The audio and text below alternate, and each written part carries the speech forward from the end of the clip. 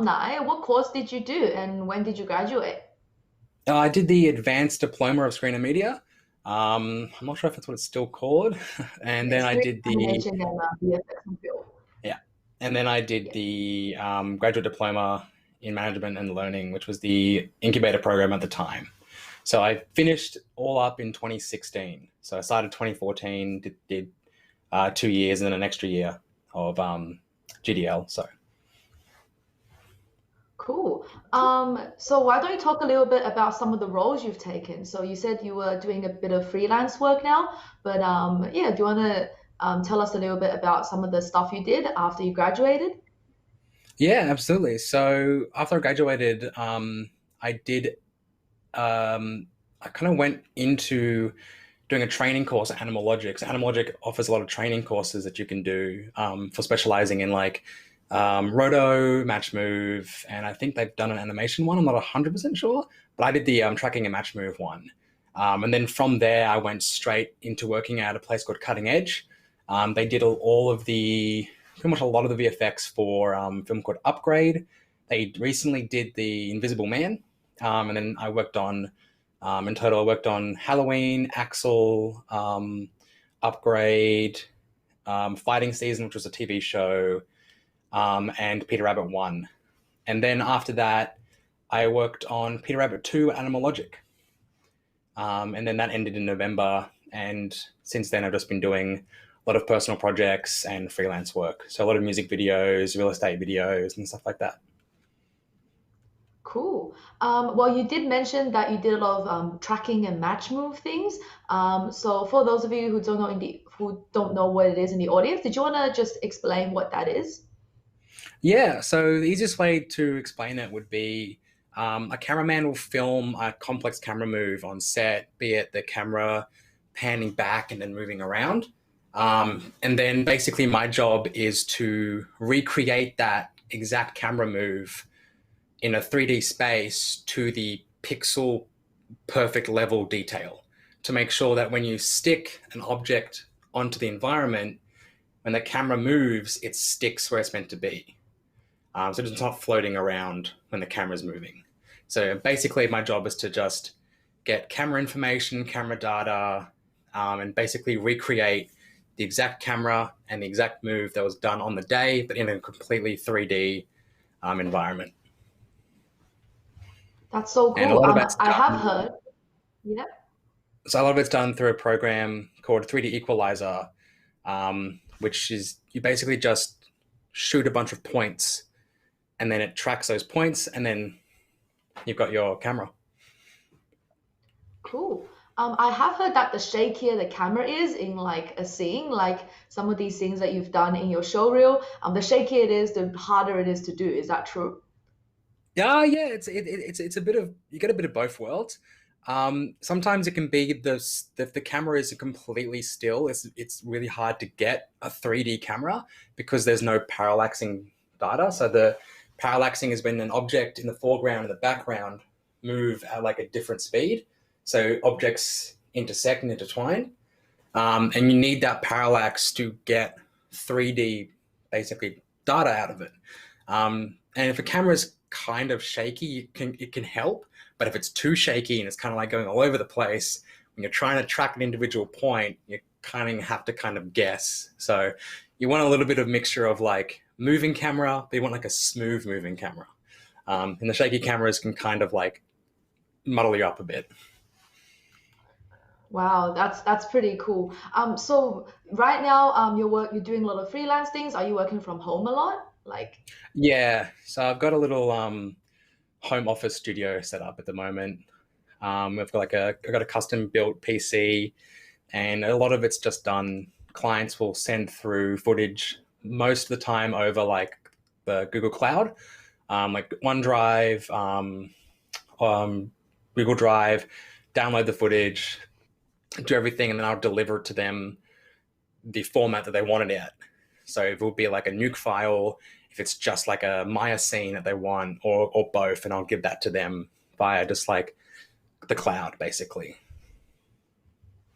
cool. So what's like a typical day at work like for you, even if it's at home? Do you have like a little schedule that you abide to? Yeah, kind of. I like to try and get up at around about 9 o'clock, to kind of like get my work done throughout the day. Because I find that like working at home, you can get complacent really easily and be like, oh, I'm at home, I can do the work whenever. I like to work with like, I get up at 9, start work at like 9, and then I finish at like 5 or 6, and then I won't touch it unless it's like super dire, and then messaging me like, "Oh, we need this by like like yesterday. Can you real quick give it to us, please?"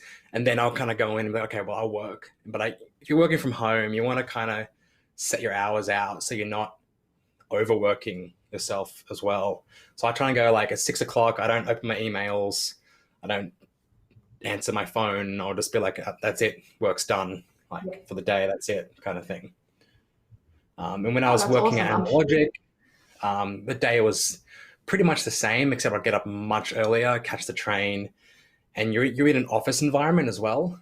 So it's a lot different because you've always got people around you as well who are in your department, and they talk to you, you talk to them, um, and then obviously you have everything's kind of set more in like a schedule for you, so you kind of know exactly what you're doing, and you've got like a production manager who's like telling you the shots you're going to do for the day, how you're going to do them, where, what time the meetings are, what time dailies is, and all that. So there's a lot more structure to it. So it's very different working from home and working from an office, of a studio. Yeah, for sure. But it sounds like you're really disciplined in this, like with your 9 a.m. to fives.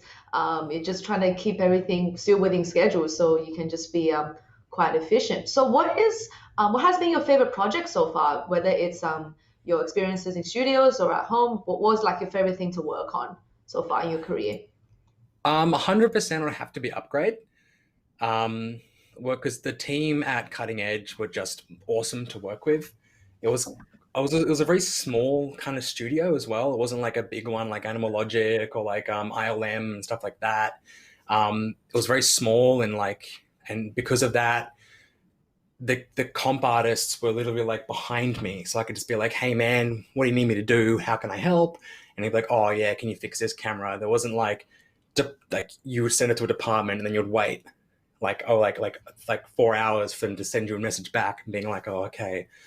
And the director was just awesome to work with as well. He was super kind, and he was someone that really valued like visual effects as like as an art form, and he was very very like supportive of like the entire process, and like he gave us the time that we needed, and he loved everything that we did.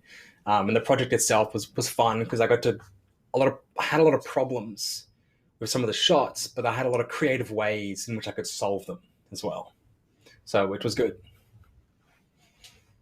Cool. So what sparked your interest in film and VFX, visual effects in general? Like, did you start all the way like back in high school, or yeah, did it take you a little bit more time to, I guess, find that interest? Yeah, so I did start back in high school. Um, I've always loved filmmaking. Ever since I was about 9 years old, I was watching like Starship Troopers and like Star Wars, and I fell in love with like the worlds that they created in like this virtual environment. And I was like, oh, I want to make films like that.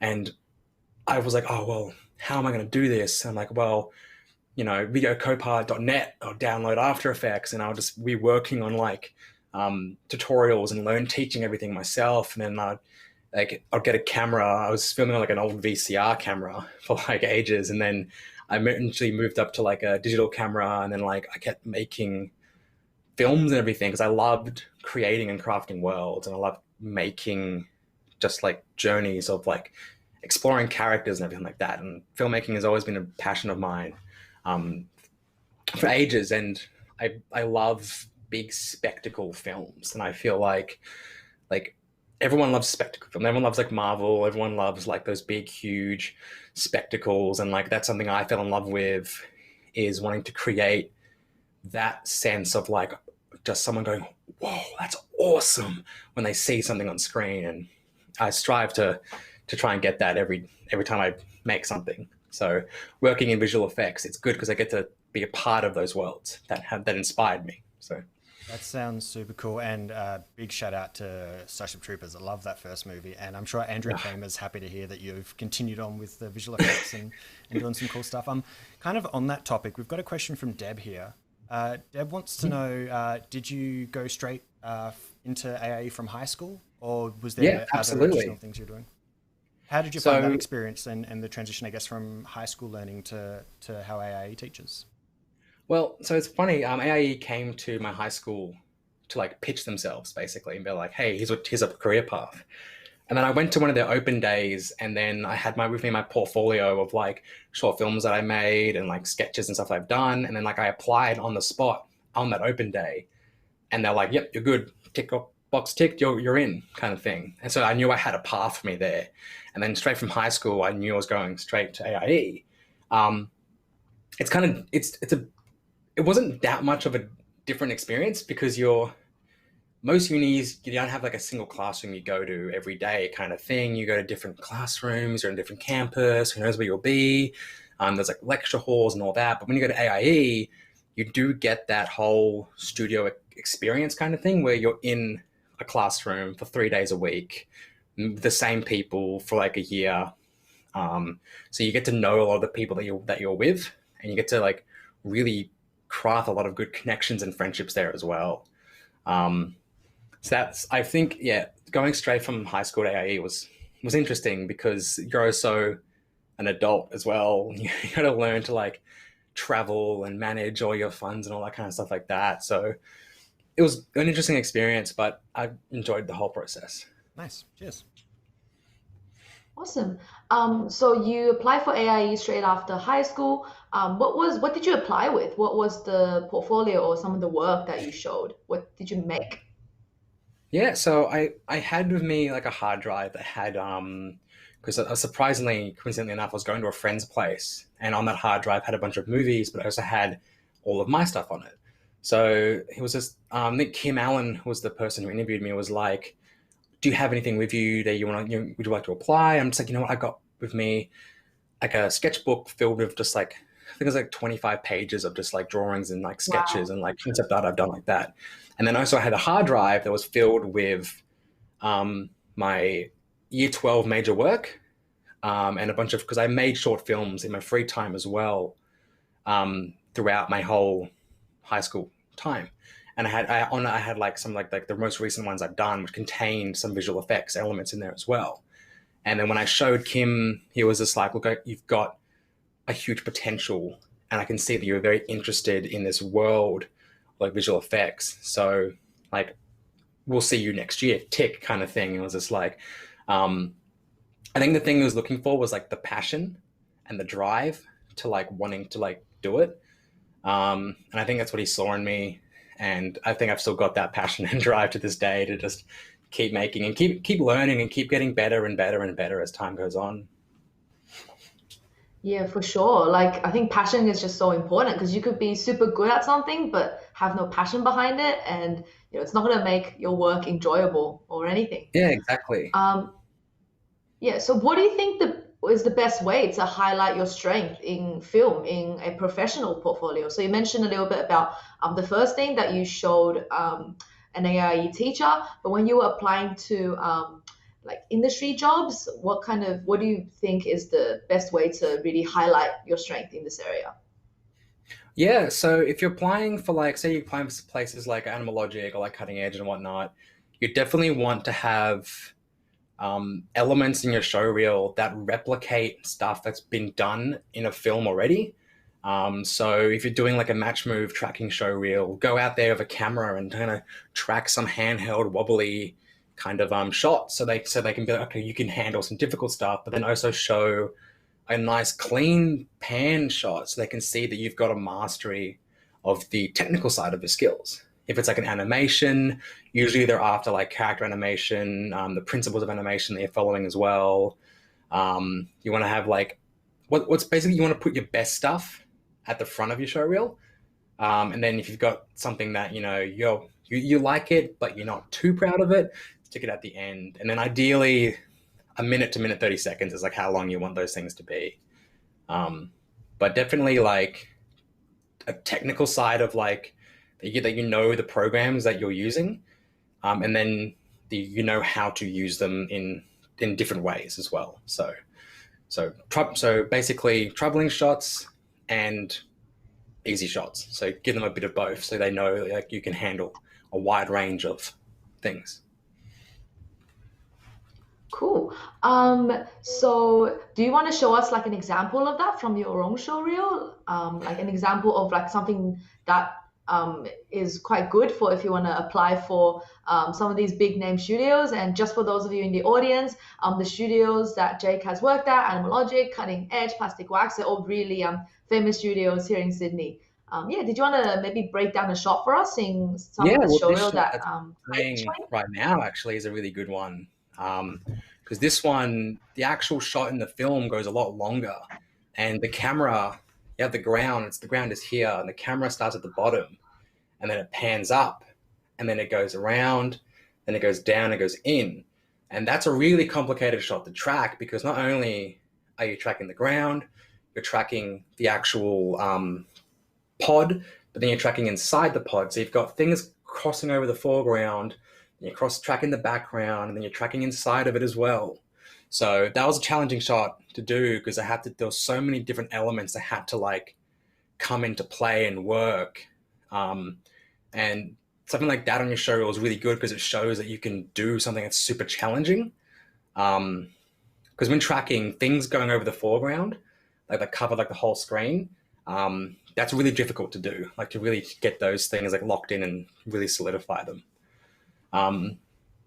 And then this shot as well is an example of like a nice easy shot because it's stable, but it's moving, walking forward and turning around a corner. So you've got like the foreground elements and the background elements, and you can easily sort of just like stick something in there. And it's kind of like a staple shot that most people will have on their show reel if they're doing tracking a match move. It'd be like one of those sort of shots where it's just like a wide shot with like a bridge and stuff like that. Super cool. It's like every time I look at your show reel, I always get super amazed because there's so many types of shots in there from different film and or the personal projects that you've done as well. So let's talk a little bit about your experience at AIE. What was it like for you to study here, and how were your teachers? Did you get along with your classmates? And what were your projects like? Yeah, so the teachers were great. They were really helpful in like guiding you down a certain like a path that they could see that you wanted to go down. I think Kim Allen was my teacher in the second year when I really specialized in like film and VFX, and he was great in like sort of like, oh, what do you like about like visual effects? Is it the rendering? Is it the animation? Is it like the modeling? And I'm just like, it's all of it. I want to do all of it. He's like, okay, so I want to be like a generalist then. And I'm like, yeah, I want to be a generalist. And he's like, okay, well then for your final project, maybe do like a mix of everything, like a live action VFX cross kind of thing. That was like that you could film it as well. And I'm like, oh, okay, yeah, cool, we'll do that. It's not going to look the best, so we'll make it like look like a cheap, cheesy 80s sort of like VHS movie kind of thing. And then I think, or like around like when we're doing like the final project, it was pretty much just me and my other mate Johnny. We were like the only sort of we partnered up and we sort of like we're gonna just do this, and a lot of like we were kind of like the backseat bandits kind of thing. We'd sit in the back and would have like our own little like world going, and then like everyone else did their own thing, and when everyone else was like partnering up, it was just like me and Johnny were just like glue. We stuck together. Like we knew exactly what we're gonna do. We had it planned like before even like months before. We kind of knew everything that we wanted to do and like get into it, which was really great to like know what you want before you start. Like you start doing that project to sort of like have an idea, and it worked out in the end because like we finished it all. We finished the entire project with like no setbacks. Everything was on time, on schedule. We hit every single milestone that we could, and it worked out perfectly. And I think a lot of that Wow, as that's well so was like cool. thanks to the guidance of like the teachers like Kim, and then who kind of just was like scale it back, like scale it down or scale it up, or like he gave us a lot of good feedback and guidance. And that was something that the teachers were really good at doing, was like giving the good solid feedback. So cool. I'm just looking at your major project here now that Craig was showing us. Did you act in it as well? Yeah, Or yeah, am yeah. I just seeing a doppelganger? No, that's me. um, You can do acting as well. You can do everything. yeah, well, I did 7 years of drama, so Oh, um, I act, I wrote it, I did like a bit of a one man band kind of deal. um, but yeah, that's super we're, cool. we're, Yeah. So what ended up motivating you to move into your current specialization? Because you do a lot of tracking, you do a lot of match move. Did you always wanted to go into this area, or did you kind of develop this specialization and interest while on the job? Because you did mention you wanted to be a generalist as well, but you ended up mm. being very good at these certain areas. So like, yeah, how did you develop this interest? Well, I think like Animal Logic, the option came up to do like a specialization course in tracking and match move, and I was like, well, I really want to like skill up, and I really want to have like those skills. So I applied for it, and then as I was doing it, I found that I really enjoyed the problem solving of like tracking and match moves. So it wasn't really until I started like learning more about it that I found that I'm like, okay, I really like this, and I want to learn more, and I want to do more. And then when I got my first job, I spent like a year at Cutting Edge, just doing all these different films. I'm like, this is fun. Like I really enjoy like solving issues and problems. That's like, because if you're like, say you're like an animator, or like you're a effects artist working on like dust particles, lightning, lasers, there's always an element of creativity to it.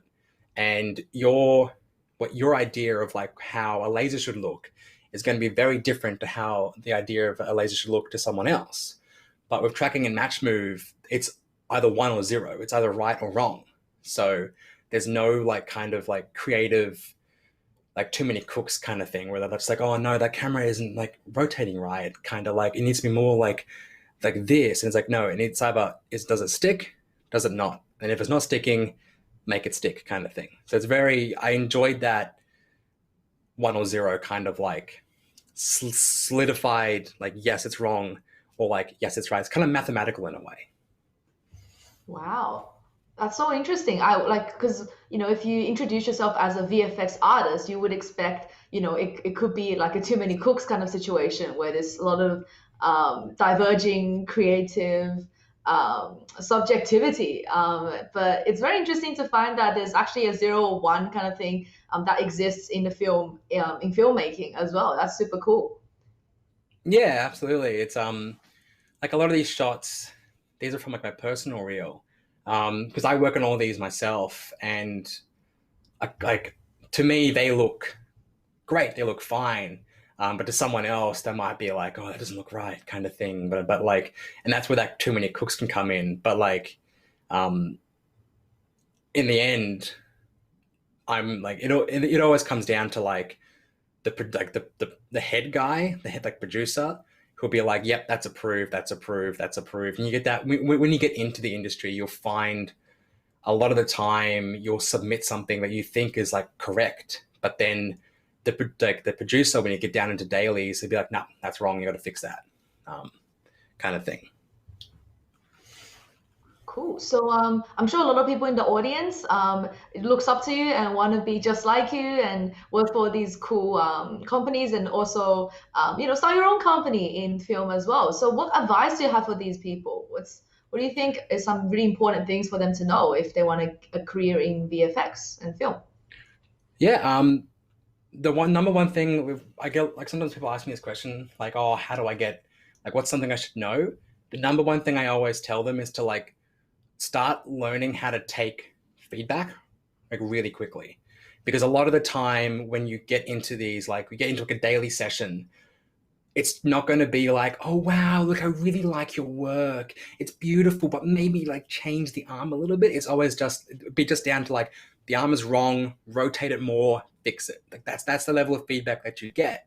And learning to take feedback is really important, But also the most important thing is find something you're passionate about, something that you have a drive for, and just pursue it.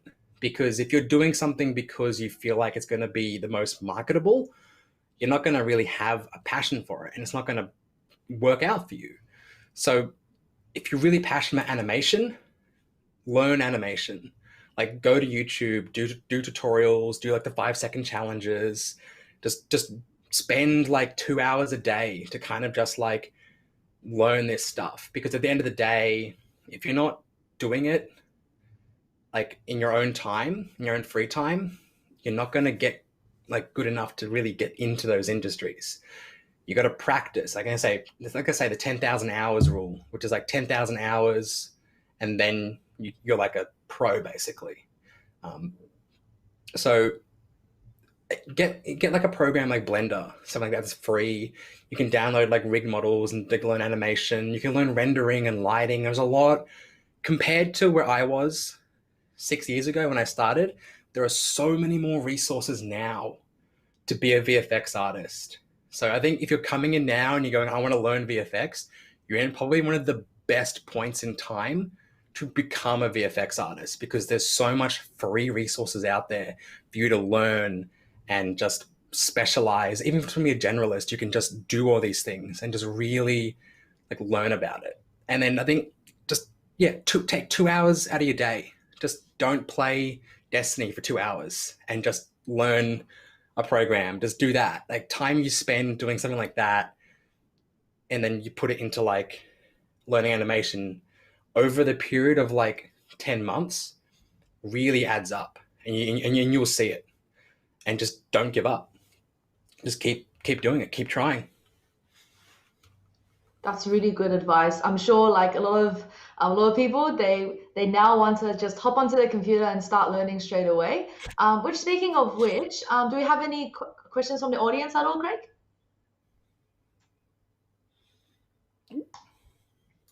Oh, Craig, hello. There we go. Now I'm back. There we go. I was just speechless. I wasn't able to get the words out after seeing all your work. But I really like what you were talking about as far as going in and just getting hands-on with the software, which kind of brings me to my one of the last points we'll be able to get to. If someone did want to go hands-on with a bunch of the tools in the industry, why they can come along to our Industry Experience Day coming up during the school holidays. This is a great chance to come in, register ahead of time. You can come into the campus for Adelaide, Sydney and Canberra. Melbourne will be looking at a slightly different option for you. But you can actually come on and go hands-on with the software, and we'll be using a bunch of different tools so that, like Jake was saying, you can go home and then continue working on it. The Industry Experience Day isn't the kind of chance to just go hands-on with the tools for a few hours and then never touch them again. You'll definitely want to keep on them. Some other events you might want to keep an eye out as well. Once you've registered for Industry Experience Day, we actually have our next speaker next week, where Harry will be walking us through their game Human Simulator, which just go and buy it on Steam now and play it so that you can have a whole bunch of questions ready. It's ridiculous, and also if you watch me throughout the day, that's just how I act. So it's always handy to know as well. Finally, before you go, Jake, where can people see more of your work and stuff for Orbital Thunder? Yeah, absolutely. We have a YouTube channel called Orbital Thunder, so feel free to go out there, smash that subscribe button, hit that like button, do all the things that kids do with the YouTubes. And yeah, we're working on a lot more content now that, restrictions are a bit more eased, so we can actually get out there and start filming. We've got a web series planned, so about pro esports gamers. So if you like games and everything like that, look forward to that. So that should probably be coming when we get to it. We're taking the CD Projekt Red of like it's finished when it's finished route of stuff. Nice, cool. Okay. Cool. Well, thank you so much for coming and having a chat with us, Jake. And Thank you. really looking forward to seeing that new web series. I've been watching some of your other stuff on YouTube, and it's like super cool. You guys should check it out. So many explosions Thank you. and really cool special effects. But otherwise, yeah, we really wish you best of luck in the industry, and hopefully we'll see more and more exciting things from you in the coming years.